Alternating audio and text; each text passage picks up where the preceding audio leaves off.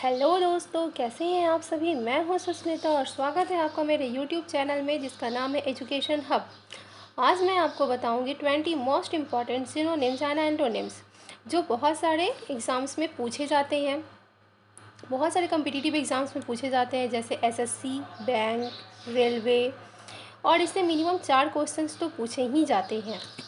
ठीक है, तो बहुत सारे स्टूडेंट्स क्या करते हैं, ये सोचते हैं कि इससे 2 क्वेश्चंस आते हैं, ज़्यादा नहीं, मैं इसे छोड़ देता हूँ, कुछ और इसे पढ़ लेता। लेकिन ऐसा नहीं, आपको पता होगा कि बहुत सारे स्टूडेंट्स का 1 या 2 नंबर से एग्ज़ाम रह जाता है। तो ऐसा गलती आप नहीं कीजिएगा, क्योंकि कामयाबी पाना दोस्तों बहुत मुश्किल होता है।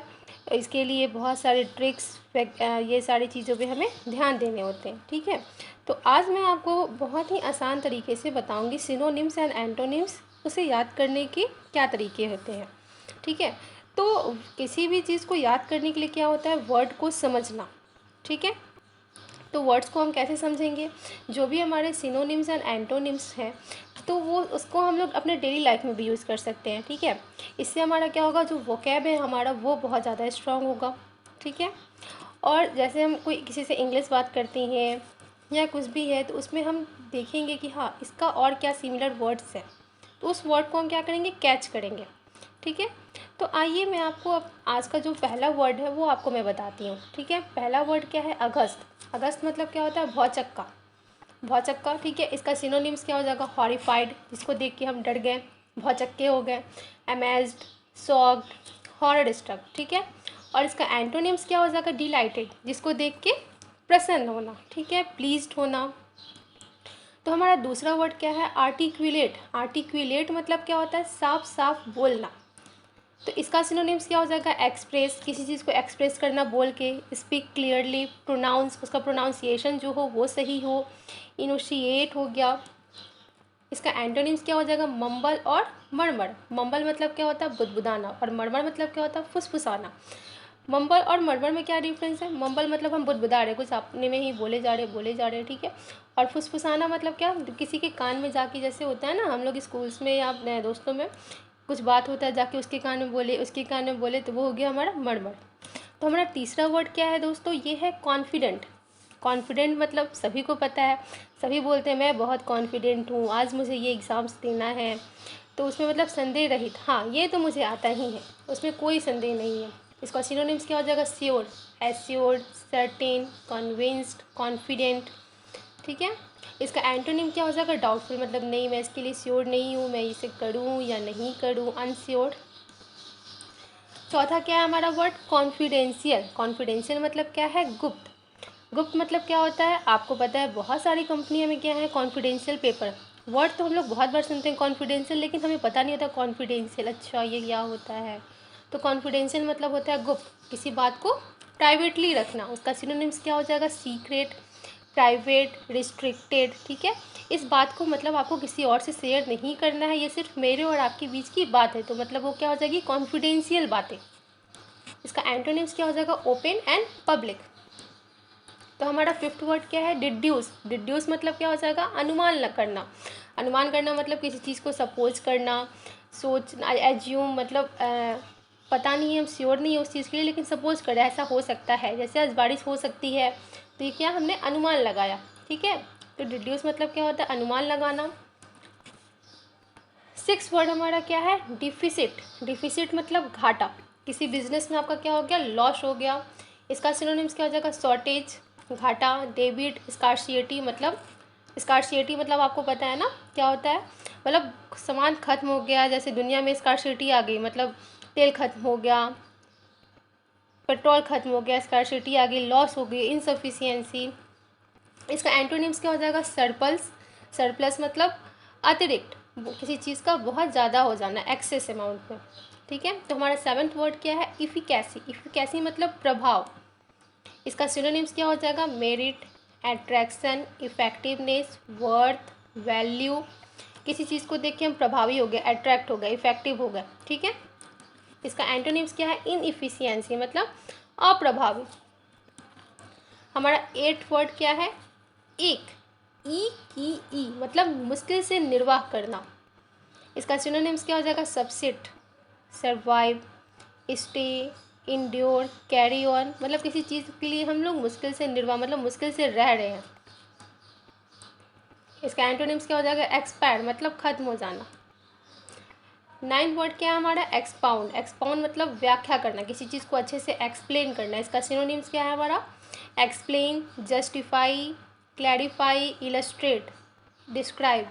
जैसे क्वेश्चंस आते हैं ना एग्जाम में, describe the following question, illustrate मतलब उस चीज़ को फैला देना, पूरे अच्छे से विस्तार से उस चीज़ को बताना। तो उसका मतलब क्या हो गया? एक्सपाउंड। और ये देखिए दोस्तों, मैं आपको किसी भी सिनोनिम्स का एक या दो नहीं बता रही हूँ, कम से कम 4 या 5 वर्ड मैं आपको बता रही हूँ। और इसे याद करने का सबसे अच्छा तरीका, आप इसे अपने डेली लाइफ में ज़रूर यूज़ कीजिए। इन सारे वर्ड्स को आप अपने डेली लाइफ में यूज़ कीजिए कि कैसे वर्ड्स मैं यूज़ करूँ अपने लाइफ में। तो हमारा 10वां वर्ड क्या है? फेस्टिव। फेस्टिव मतलब उत्सव, ठीक है। इसका सिनोनिम क्या हो जाएगा? Cheerful, joyful, happy, jovial, celebratory. इसका एंटोनिम्स क्या हो जाएगा? सैड, मेजरेबल, मतलब सैड, उत्साह कुछ नहीं है। हमारा 11th वर्ड क्या है? इंड्यूस। इंड्यूस मतलब प्रेरित करना, किसी चीज़ को करने के लिए इंकरेज करना। इसका सिनोनिम्स क्या हो जाएगा? Persuade, tempt, cause, make, bring, encourage, मतलब किसी चीज़ को करने के लिए हम दूसरों को इंकरेज करें, नहीं ये तुम कर सकते हो, जैसे आप लोग भी करते होंगे अपने दोस्तों को। इसका एंटोनिम्स क्या हो जाएगा? डिसुएड, डिटर, मतलब उसे हम प्रेरित नहीं करें, उसे गिरा रहे हैं, उसका जस्ट अपोजिट, ठीक है। हमारा 12वां वर्ड क्या है? पेरेनियल, सर्वकालिक, जो हमेशा के लिए हो। इसका सिनोनिम्स देखिए, एवर लास्टिंग, जो कभी खत्म ना हो, परमानेंट, कांस्टेंट और प्रेपचुअल, जो ये हमेशा के लिए है। एंटोनिम्स का क्या हो जाएगा? ओकेजनल, जो हमेशा के लिए नहीं है, कभी कभी के लिए है, मतलब टेम्प्रेरी, जैसे आप जानते होंगे ना, permanent address and temporary address, उसी तरह यहाँ पे क्या हो जाएगा? पेरेनियल मतलब परमानेंट हो गया। और इसका एंटोनिम्स में आप ये भी लिख सकते हैं, ओकेजनल और रेयर। हमारा 13वां वर्ड क्या है? इनफेमस, मतलब बदनाम। इसका सिनोनिम्स क्या हो जाएगा? Bad, sinful, criminal, evil, wicked और करप्ट, ठीक है। मतलब जो बदनाम है, बैड है, अपराधी है, करप्ट है, उसे हम क्या कहेंगे? इनफेमस। इसका एंटोनिम्स क्या हो जाएगा? गुड और लॉफुल। हमारा 14th वर्ड क्या है? पर्टेन, मतलब संबंध होना, किसी ना किसी चीज़ से रिलेट होना, कनेक्ट होना। इसको भी हम लोग ऐसे कहेंगे, relate to, be connected with, have to do with. हमारा 15वां वर्ड क्या है? प्री डोमिनेट, प्रबल होना। इसका सिनोनिम्स क्या हो जाएगा? प्रिवेल, डोमिनेट, किसी चीज़ के लिए हम लोग डोमिनेटेड हैं। हमारा 16th वर्ड क्या है? रेंडेंजोवियस, मतलब मिलन स्थल, ठीक है। इसका सिनोनिम्स क्या हो जाएगा? Meeting place, assembling point, reunion, tryst. 17th word क्या है हमारा? रिस्पिरेशन, श्वसन, मतलब सांस लेना। इसका सिनोनिम्स क्या हो जाएगा? Breathing, inhalation, the act of breathing. आजकल तो आप लोग ये काफ़ी चीज़ सुन रहे होंगे, क्योंकि कोविड के कारण जो है मैक्सिमम लोग को जो है इनहेलेशन मतलब सांस लेने में उनको दिक्कत हो रही है। हमारा 18वां वर्ड क्या है? सैंक्टिटी, मतलब पवित्रता। इसका सिनोनिम्स क्या हो जाएगा? होलीनेस, प्यूरिटी, स्कैर्डनेस, गॉडलीनेस, प्यूरिटी, मतलब पवित्र। इसका एंटोनिम्स क्या हो जाएगा? इम्प्योरिटी, जो पवित्र नहीं है, अपवित्र है। 19th वर्ड क्या है हमारा? स्टार्टम। स्टार्टम मतलब पड़त।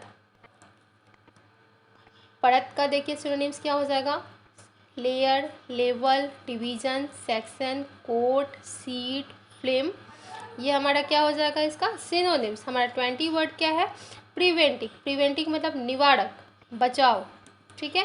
तो इसका सिनोनिम्स क्या है? डिफेंसिव है, प्रोटेक्टिव है, प्रिकॉशनरी है, सील्डिंग है। जो देखिए सील्ड मतलब क्या होता है? किसी चीज़ को हम लोग सील्ड कर लेते हैं, बचाव, मतलब जैसे होता है ना, लाइफ बॉय का आप लोग एडवर्टाइजमेंट देखते होंगे, उसमें बोलता है इसमें सील्ड है, लेयर, मतलब क्या है? बचाव है। उसी तरह प्रिवेंटिव मतलब क्या होता है? बचाव। इसका एंटोनिम्स क्या हो जाएगा? डिस्ट्रक्टिव, जिसका कोई निवारक नहीं है, जिससे कोई नहीं बच सकता।